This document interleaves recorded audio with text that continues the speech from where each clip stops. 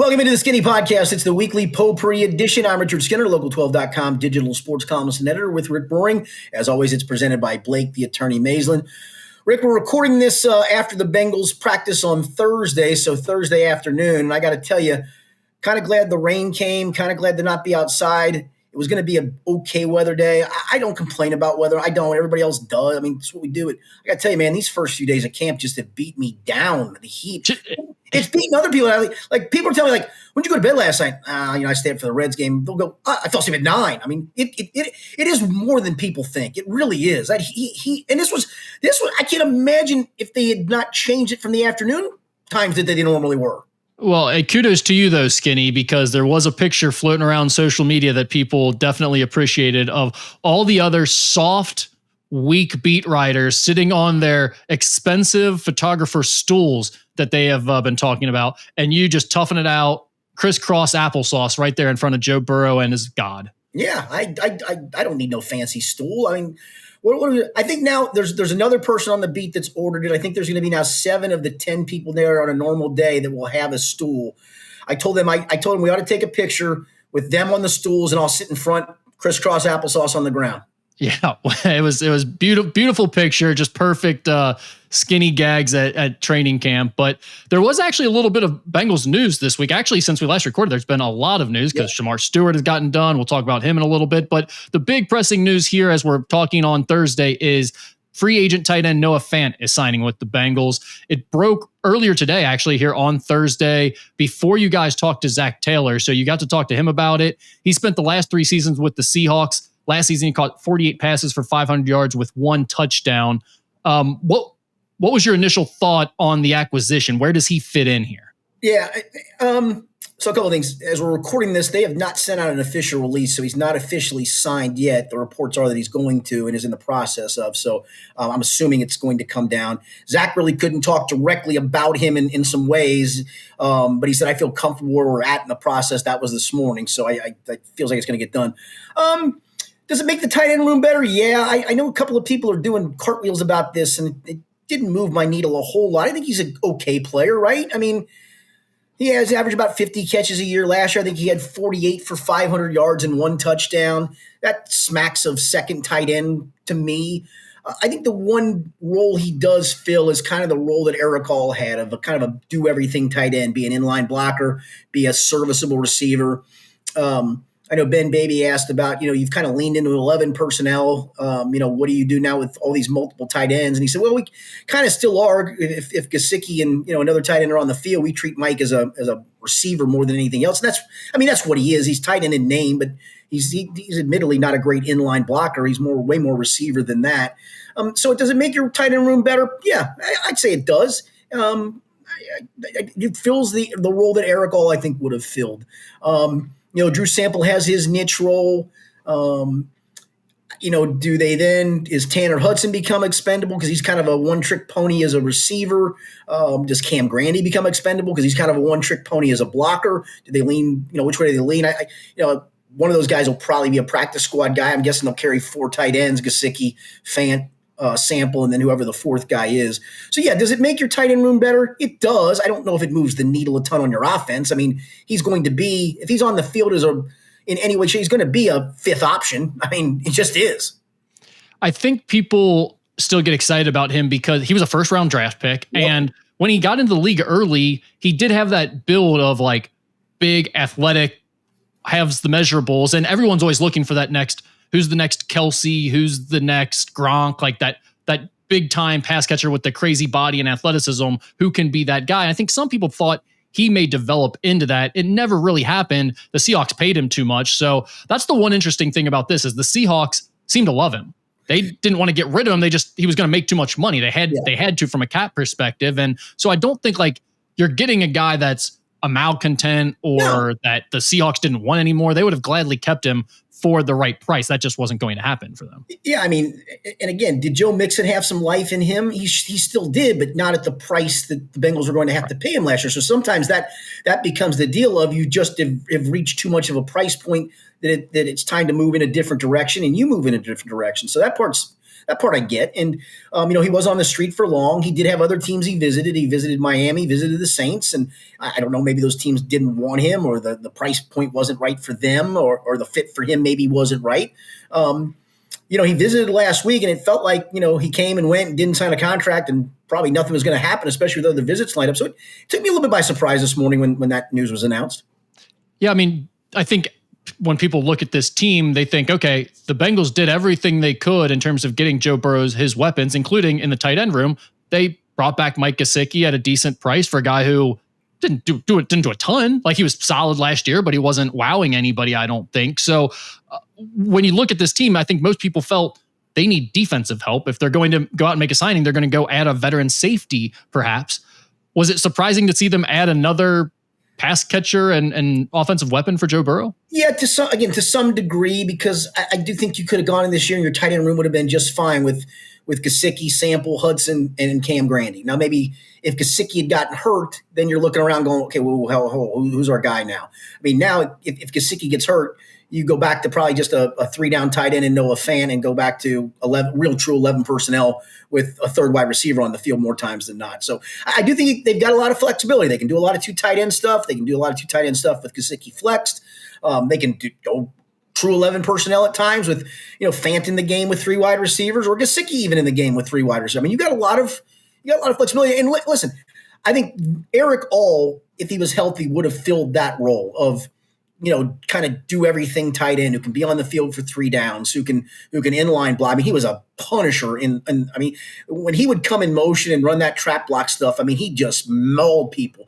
And then you watch nice soft hands, and you saw run after the catch ability. Well, unfortunately, Eric, who knows how much he misses of the season, it's going to be a chunk, because he got hurt midway through last year, and you're talking about knee surgery. It's usually at least a year out, and this is a guy who's had multiple knee surgeries. So again, I'm not anti it. It's not going to cost you a lot of money, and it. Again, does it make your room better? Yeah, it does. The big winners here are the media members. You just brought it up, but every media member's favorite thing to talk about, at least in Cincinnati, is 11 personnel or 12 personnel. They love you, because it's like a thing where it's like, I know what I'm talking about. I know the game. I'm using the secret lingo of the coaching staff here or whatever. So media types, for whatever reason, love saying 11 and 12 personnel. We're going to hear a lot of that talk over the next 2 weeks on the Bengals YouTubes and podcasts and Twitter sphere. It's going to be a lot of that talk. So there you go. We just spilled the beans on it here. Yeah, exactly. So ripping that Band-Aid off. Trey Hendrickson is now holding in, Skinny, after he reported to training camp on Wednesday. Why do you think he did this, and do you think it actually means anything in terms of the negotiations? No, because that's where my mind first went. I mean, he made it a point that nothing has changed.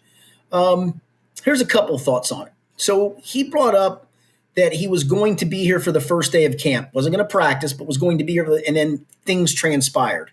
What I believe transpired is they were close before camp opened, and then all of a sudden they weren't close because of the whole Bengals balking of not paying guaranteed money after year 1. So he took his ball and went home to Florida, made it up.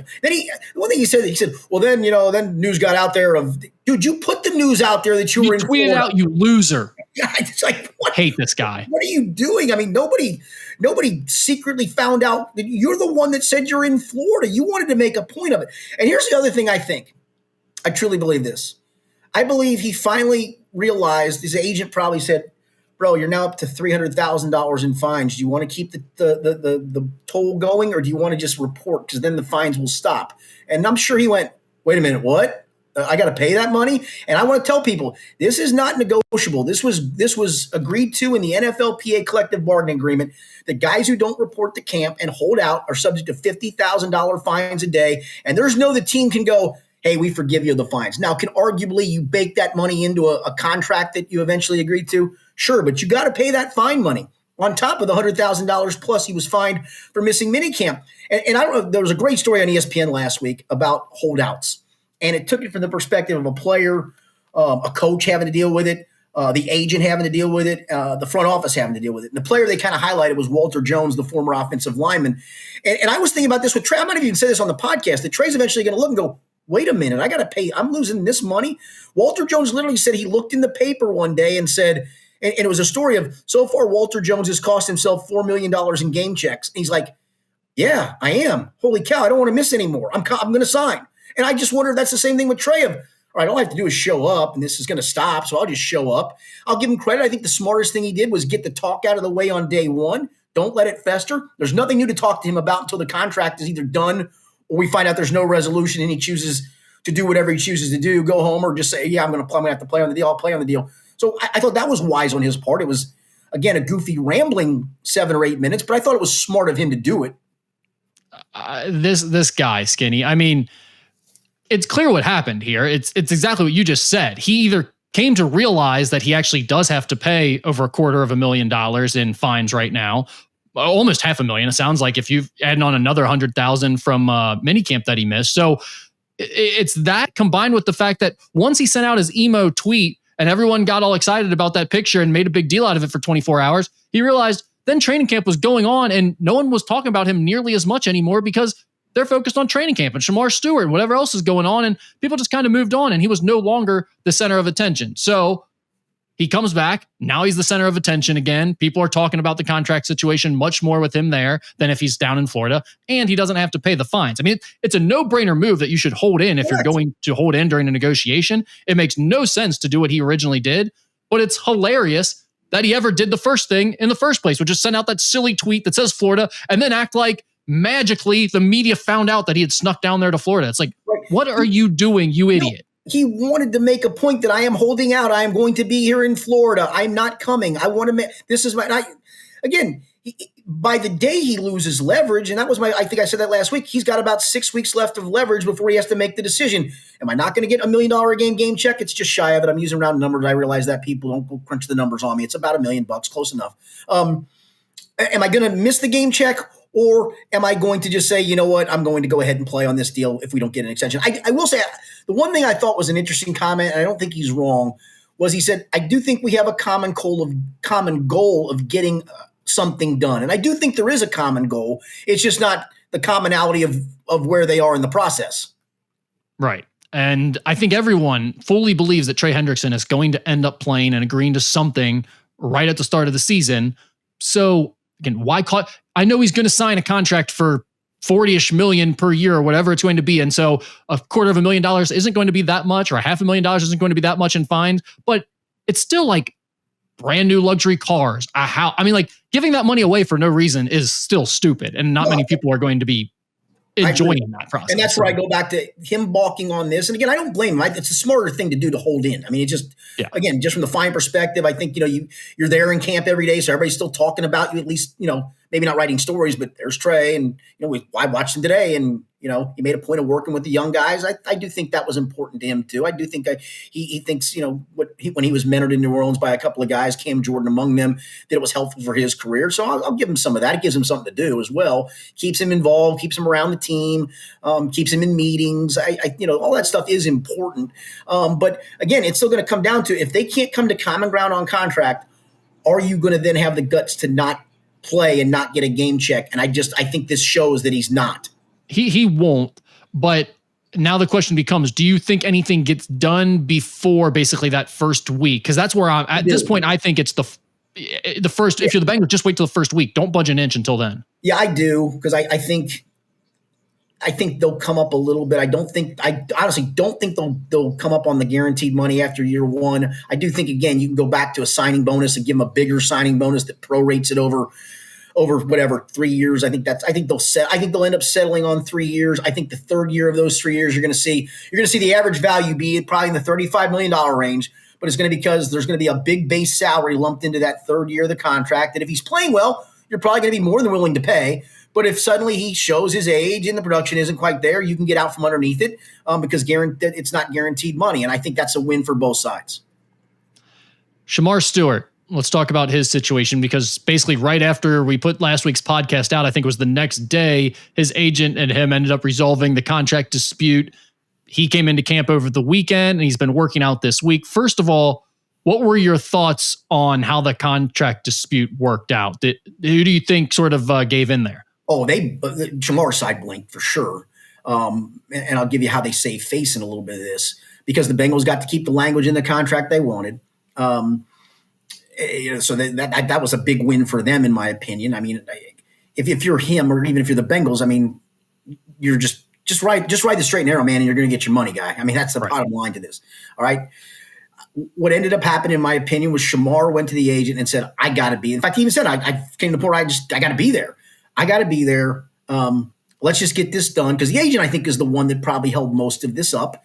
And then the agent said, listen, man, throw us some kind of bone. And the bone was, all right, you're due part of your signing bonus in December, $500,000. We'll just give you that up front. And okay, so he got an extra $500,000 up front. It was money he was going to get anyway. He just comes up front as opposed to in December. And so that's a semi-save face maneuver. And I will tell you, I mean, after day one, when we talked to him in the locker room, now he's just another player. And I shouldn't say just another player. He's just another guy out there. And now you're watching for him from a football perspective. But I think he realized, man, it's time. This standoff's going on long enough. If I'm going to have any kind of a career, get off to a good start in my career, I need to be there. And so here he is. What is there to say about Shamar Stewart after seeing him for a few days in camp? Realizing that it's a few days of camp for a defensive lineman, there's probably not much to say. I will say athletically, when really, he is freaky. I mean, there's just freaky traits. He made a point of it on day one. And so you watch him go up against Orlando Brown. And he said, man, when that dude gets his hands on you, and you could see it a couple of times, he tried to bull rush Orlando Brown. Not going to have that. I mean, he's very, very raw, not very refined in technique. But there were a couple of times there was a run play where he was on the left end and he got inside the tackle. It was a second team tackle. I think it was Devin Cochran. He got inside the tackle, I mean, in the blink of an eye. I mean, it was so fast. It was like, oh my gosh. Again, the guy whiffed to some degree, but Shamar made kind of a little move to get inside of him. So I'm in the red zone drill when they moved to the indoor facility because of the storm a couple of days ago, where he didn't really get a good rush, but he's so long, he just reached up and batted down 2 Jake Browning passes. I mean, Carlos Dunlap used to be great at that. Like if Carlos couldn't get to the quarterback, I mean, that one year, Carlos had 24 passes defense, which means that he actually got his hands up because he stood there at 6'6" with those long arms and batted balls down. So you can see the traits. I mean, the traits are sure there. I would say he's not embarrassed himself. He hasn't completely popped, but he's made some pop plays. His agent, I believe, went on like some fans podcast after this, was trying to spin zone their story a little bit. Yeah. This guy is living up to the goofball moniker that we kind of gave him already. Do you think we've heard the last of Shamar Stewart's agent, or do you think there's going to be more coming from him? I would suggest to him that on this next go round, if you have a successful first couple of 3 seasons in the NFL and you're leaning towards, that next contract, which is usually the big contract for a player, that you probably find some better representation. That seems like some sound advice. Skinny, what else is there to tell us about training camp? I was looking through the reports. I was seeing some stuff. I mean, you get a little bit of the day-to-day, like, defense had a good day. Offense made some plays today. But other than that, it seems like it's kind of a quiet camp, which is mostly good because if it wasn't, we'd be talking about injuries, right? It is and it isn't, because the defense has made plays and they let the offense know about it. And there's kind of a daily chirping back and forth, and we noticed it more the 2 times they've been in the indoor facility, maybe because we're closer to them and sound doesn't travel as much. But the defense has had some real pop moments. There was a low red zone one a couple 3 practices ago where they made a lot of plays. Today, DJ Turner, who was just simply dreadful yesterday, he looked like he was in quicksand, and whoever he was covering, he was 2 steps behind. Today, and he was going against the ones, he had 5 pass breakups. I mean, a lot of times in these camp practices, you don't get 5 pass breakups from an entire defensive unit. So the defense has popped. Jordan Battles had a good camp. Demetrius Knight's had a good camp. DJ Ivey's had a good. What about Knight? Because it seems like his name keeps coming up a lot. Is he showing out here? Yeah, I think. I just think and I went back to, I think I told you the story I did of how important it was for him, even though he hadn't signed his contract, to participate in spring practices.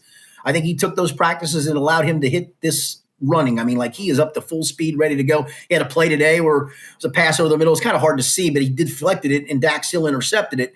Barrett Carter the other day in the red zone, the rookie linebacker, he got a hand on a ball, knocked it away. You had Josh Newton making an interception of Joe Burrow in the end zone in a 7-on-7 session. Cam Taylor-Britt, even though he's battling some hamstring issues at the moment, he had a really good play.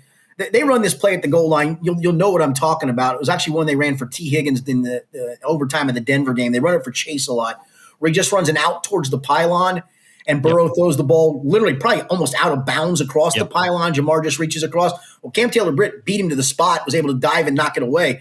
I I've seen that play a billion times. Seems to never get stopped, and they found a way to stop it. So I got to be honest, they've been, their energy's really high on defense. Maybe it's because there's newness to it. New year, they're having some success at the moment.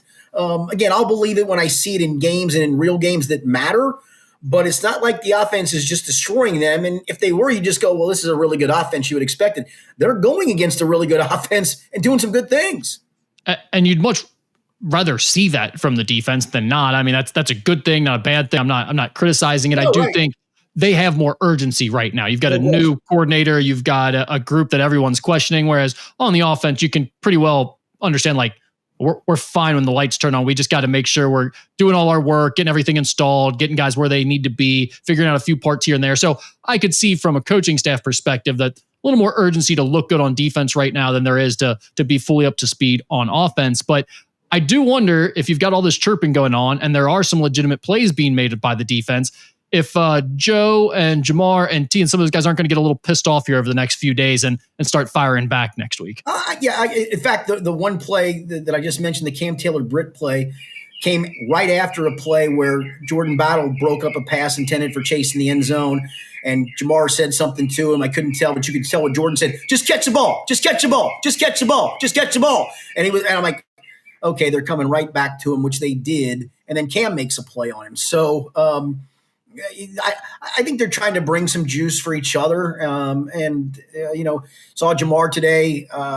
Again, it was a breakup. I can't remember who it was. And he's walking back to the huddle, and there's 3 DBs literally right around him. You could tell they're chirping. He takes his arm, and I wouldn't say it was playful, but it also wasn't, I'm going to fight you. He just kind of shoved them away, like, get off my back, get away from me. So I think that stuff's good in camp.